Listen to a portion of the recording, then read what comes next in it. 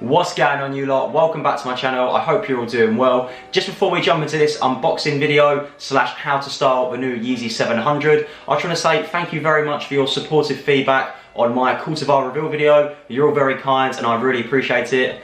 If you actually missed that video and you're curious to know what it is, it's going to be linked at the end of this video. Long story short, I've recently revealed that I'm launching my own streetwear clothing brand called Cultivar. It's definitely worth a watch. So back to this video. I feel like I'm saying video too many times, so I need to stop.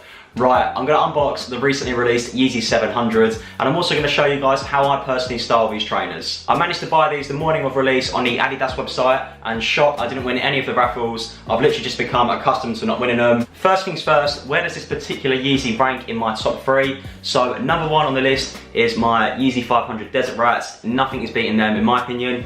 Number 2 is actually the Yeezy 700, which is this one here, and number 3 on the list is the 350 V2s in green/black. I'll quickly fly over the box for those of you who haven't seen a Yeezy box before. So on the side it just says Boost, and then on the top 700. I've been so intrigued by this trainer ever since I see Kanye leaving his office wearing them for the first time. Like the use of colour, the design, look at that, they're just mad. They've absolutely smashed it. I can definitely recognise some of these colours from his Yeezy clothing collection, such as the neon yellow, the green, the blue. Whilst we're talking about colours, pre-warning, there is a lot on there, which I personally really like, but I know some of you out there prefer a plainer silhouette. The sole is proper chunky, giving you a nice extra bit of height. Boost technology has been used, and they've also layered the sole to give you a bit more traction when walking. There's also a nice bit of Adidas branding on there as well. The trainer also has 3 beautiful sections of nubuck suede. The first 2 sections are in grey, and that's on the heel and on the toe. And then along the upper, you've got a nice bit of nubuck suede in black. Along the upper of the trainer, there's a load of mesh in a few different colours that I highlighted earlier. And then along the lace eyelets either side, there's a nice chunk of leather which ties it all together beautifully. The only resemblance I feel this has to another Adidas trainer is towards the back of the heel, there's a bit of grey mesh, which pretty much every Adidas Ultra Boost has. Apart from that, it completely has its own identity. The more I look at it, the more I like it. And we can't forget the out there laces in a sort of mild neon yellow. They're sick. I'm now going to show you how I style these trainers. You're going to see some denim, some track pants and some shorts, so enjoy it.